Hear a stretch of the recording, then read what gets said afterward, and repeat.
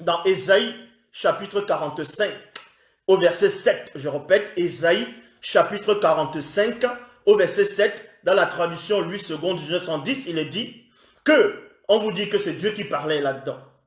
Je forme la lumière et je crée les ténèbres. Donc, tous ces chrétiens-là qui n'ont aucune substance spirituelle, ils vont dire, ah vous voyez, parce que c'est écrit dans Ésaïe 45 au verset 7 que Dieu forme la lumière, il crée les ténèbres. Donc pour eux les ténèbres c'est le mal.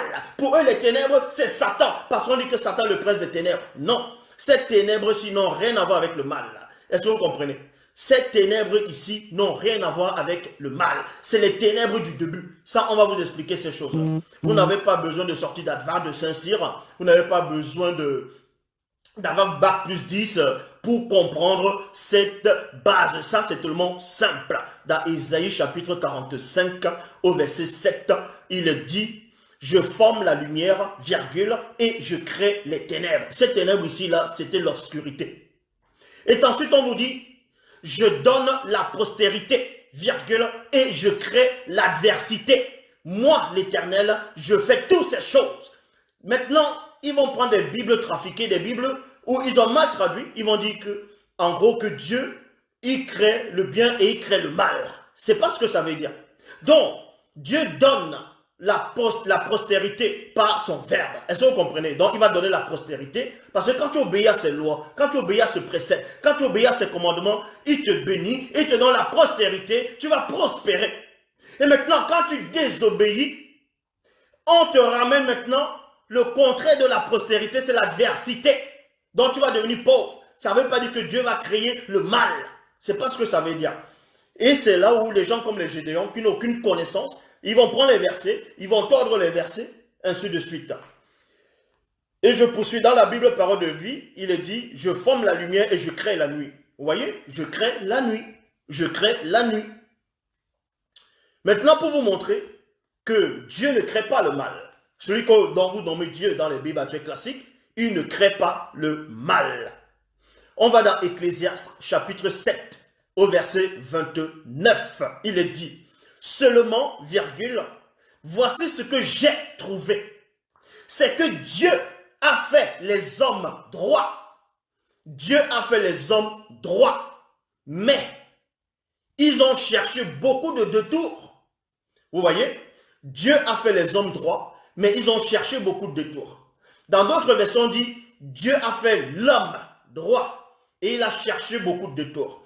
Donc, on va donc expliquer à ce Gédéon, à ce Mongol-là, cet attardé mental que les esprits religieux utilisent pour que l'homme noir reste encore captif dans le mensonge collectif que les missionnaires ont ramené en Afrique. Donc, vous voyez ici, on va prendre l'exemple. Vous qui me suivez là actuellement, vous avez eu un papa, vous avez eu une maman.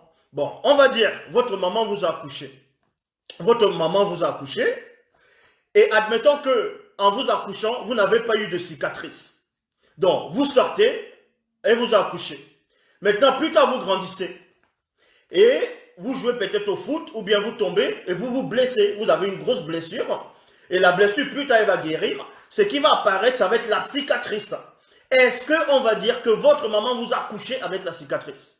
Non. C'est le même principe avec le diable. Donc, Dieu ne crée pas le diable. Il va créer une créature parfaite au départ qui va devenir le diable. Ce n'est pas que Dieu va le transformer en diable. Donc, Dieu ne crée pas le diable. Dieu ne crée pas le mal.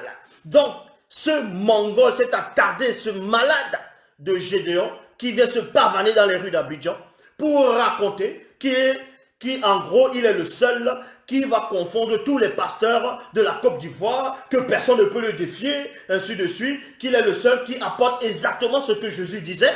Vous voyez que c'est un égaré. Il ne fait qu'égarer des gens, eux-mêmes qui ne comprennent rien de la spiritualité. Donc pour cela, on va suivre, on va aller plus en profondeur. Je vois qu'il y a une question ici où quelqu'un pose la question de savoir, c'est quoi le diable, c'est quoi Dieu? Donc, je vais répondre à toutes ces questions, mais pour l'instant, je vous donne l'exposé. Donc, vous dit ici, donc, Ecclésiaste chapitre 7 au verset 29, voici seulement ce que j'ai trouvé, c'est que Dieu a fait l'homme droit. Dieu a fait l'homme droit. Donc l'homme droit ici c'est quoi? Vous allez comprendre que là il parlait de Salomon, c'est-à-dire il parlait de celui qu'on appelle Adam. Dans les Bibles actuelles classiques, il parlait de l'homme, du premier homme. Est-ce que vous comprenez? Là c'était la révélation. C'était la révélation ici. C'était un message caché, codé. Donc Dieu crée le premier homme droit, c'est-à-dire le premier homme parfait. Et cet homme-là, il lui donne des lois, il donne la loi. Et quand l'homme va désobéir, l'homme, il va chuter. Donc, il va être muable. Il va chuter. Et il devient maintenant un pécheur, un mortel. Ça ne veut pas dire que c'est Dieu qui a créé ce mortel. Ça ne veut pas dire que c'est Dieu qui a créé le pécheur. Dieu a créé la créature parfaite. Et cette créature, à cause de son libre arbitre, a choisi volontairement une voie qui mène à la désobéissance. Et c'est dans cette voie qu'il y a transformation. C'est-à-dire qu'il devient un être pécheur. Et maintenant, quand il pêche, il devient mortel. Et ce n'est pas Dieu qui a créé l'homme mortel. Non, Dieu a créé l'homme parfait. Et l'homme parfait a désobéi. Et il est devenu pécheur. De même qu'on va créer une créature parfaite qui va désobéir volontairement et qui devient le diable. Ça ne veut pas dire que c'est Dieu qui a créé le diable. Est-ce que vous comprenez? Donc, voilà ce que le Gédéon va aller raconter aux gens qui n'ont rien de la spiritualité, qui ne savent rien de la spiritualité, pour faire croire aux gens que Dieu aurait créé le mal, que Dieu est l'auteur du mal, parce qu'ils sont victimes des esprits religieux et des fausses traductions. Ici, nous partons dans 1 Timothée, chapitre 4, au verset 4, dans la traduction King James. Il est dit ceci: car toute créature de Dieu, virgule, est bonne. Toute créature de Dieu est bonne. Donc ici, et rien n'est à rejeter. Et rien n'est à rejeter. Dans la traduction, le maître de Sarcy, il est dit, car tout ce que Dieu a créé est bon. Tout ce que Dieu a créé est bon. Donc, bon, plutôt là, je vais aller par rapport à un autre passage. Dans la traduction, le maître de Sarcy, il est dit, car tout ce que Dieu a créé est bon. Et l'on ne doit rien rejeter. Et l'on ne doit rien rejeter de ce qui se mange avec action de grâce. Donc, vous voyez ici que cet homme a complètement déliré, est entré dans un délit d'égarement, a trompé, en gros, volontairement des gens, parce que lui-même, il ne comprenait pas ce qu'il lisait. Lui-même était victime de ce qu'il était en train de lire. Donc, pour cela, nous allons aller à l'origine de ce personnage qui est devenu Satan. Et nous allons vérifier, nous allons voir si Satan est vraiment, en gros, a vraiment été créé par Dieu. Nous allons donc vérifier. Voilà. Donc je disais tantôt dans 1 Timothée, chapitre 4 au verset 4, dans la traduction King James française, il est dit, car toute créature de Dieu, virgule, est bonne, virgule. Traduction, le maître de Sarcy, il est dit, car tout ce que Dieu a créé est bon. Tout ce que Dieu a créé est bon. Depuis quand Satan est bon? Depuis quand le diable est bon? Depuis quand le méchant est bon? Donc quand vous venez vous pavaner pour raconter des histoires dont vous fermez vos bouches parce qu'on ne vous a pas mandaté. Il n'y a qu'un seul enseignant, c'est celui qui est en face de vous. Donc vous voyez ici, nous allons donc voir, nous allons remonter à l'origine de Satan. Mais avant de remonter à l'origine de Satan, vous devez encore revérifier les versets que j'ai donnés tantôt au départ.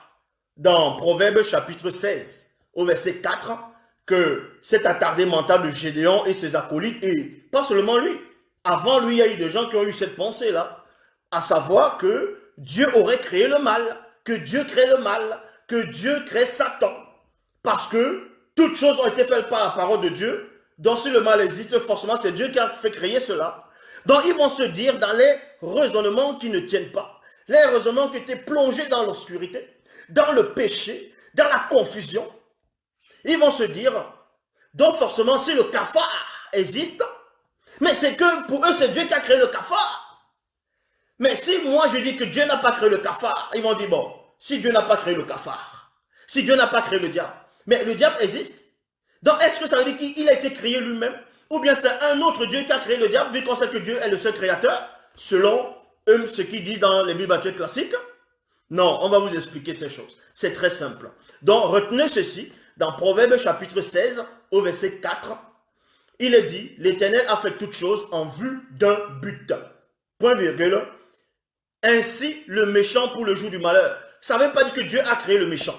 Est-ce que vous comprenez? Puisqu'il est dit dans 1 Timothée, chapitre 4, verset 4, que Dieu, tout ce que Dieu a créé est bon. Et le méchant n'est pas bon. Le méchant n'est pas bon. Donc, dans Jean, chapitre 8, au verset 44, Bible parole de vie, il est dit ceci. Donc, on vous montre comment le Christ est en train de parler. Selon les Bibles actuelles classiques, il s'adressait à quelques personnes. Et on va entrer dans la révélation pour vous montrer que ce Gédéon ne sait pas ce qu'il lit. Il ne comprend pas ce qu'il lit. Donc, et les gens qui vont suivre cet égaré, eux-mêmes sont des égarés. Et parce que les esprits qui les inspirent, eux-mêmes sont des esprits d'égarement. Et vous voyez ici dans Jean, chapitre 8, au verset 44, Bible parole de vie, il est dit, votre Père, virgule, c'est l'esprit du mal. Dans d'autres versions, on dit, votre Père, le diable. Vous voyez, donc Gédéon dit que Dieu a créé le diable. Votre soi-disant Jésus dit alors, dans Jean 8, 44, Bible parole de vie, votre Père, virgule, c'est l'esprit du mal. C'est l'esprit du mal. Et vous voulez faire ce que votre Père désire. Point. Lui c'est qui? C'est le diable. Lui c'est qui? C'est Satan. Lui c'est qui? C'est l'esprit du mal. Il est dit ceci. Lui, c'est un assassin. Depuis le début. Point. Il n'est jamais resté dans la vérité. Parce qu'il n'y a pas de vérité en lui. Il n'y a pas de vérité en lui. Sa façon normale de parler, c'est de dire des mensonges. Il y a point ici. En effet, virgule, on vous dit que c'est votre même Jésus qui dit ça. En effet, virgule, il c'est qui? C'est le diable. Il est menteur, virgule. C'est pas moi qui l'invente. Dans Jean 8, 44, vous pouvez vérifier que votre soi-disant Jésus dit du diable, dont vous dites que soi-disant votre Père a créé. Que son Père a créé. Donc, en effet, il est menteur, virgule, et le père du mensonge. Donc, dans Jean 8, 44, on vous dit que Satan, dont le diable, est le père du mensonge et que c'est un menteur. Et Gédéon, qui n'a aucune connaissance des Écritures, va oser dire que Dieu a créé le diable. Or, votre Jésus dit ici que le diable c'est un menteur, c'est le menteur et le père du mensonge. Nous allons donc voir ce que Dieu pense du mensonge. Dans Proverbe, chapitre 12, au verset 22, Bible parole de vie, il est dit, le Seigneur déteste, le Seigneur déteste, le Seigneur déteste les menteurs, virgule, mais il approuve ceux qui disent la vérité. Vous voyez, comment on vous dit que Dieu déteste les menteurs? Dans d'autres versions, on dit Dieu a horreur, ou bien Dieu voit ça comme une abomination. Donc, on vous dit ici, dans Proverbe chapitre 12 au verset 22, que Dieu déteste les menteurs. Dieu a horreur des menteurs, de celui qui ment, de celui qui s'adonne au mensonge, de l'auteur du mensonge. Et vous osez encore dire que Dieu crée quelqu'un qui ment, naturellement. Donc Dieu va créer l'entité qui ment, et ensuite il déteste encore ça. Mais c'est pas logique. Non mais c'est pas logique. Comment se fait-il que vous osez dire que Dieu, vous savez que c'est écrit dans Proverbe chapitre 12 au verset 22, que Dieu déteste les menteurs. Et dans Jean 8, 44, on vous dit que le diable est un menteur. Il est l'auteur du mensonge, parce qu'il est le père du mensonge. Donc Dieu déteste le mensonge. Dieu a horreur du mensonge et il crée le mensonge. Il crée quelqu'un qui est à l'origine du mensonge. Donc vous voyez que ça ne tient pas. Donc votre Dieu là c'est quoi? Donc voilà, quand on ne maîtrise pas les Écritures, quand on n'a pas la révélation, parce que la révélation c'est vivre l'action. C'est-à-dire on te révèle l'action. Donc quand vous n'êtes pas mandaté, quand vous n'êtes pas assis, vous laissez le seul enseignant qui est en face de vous, vous éclairer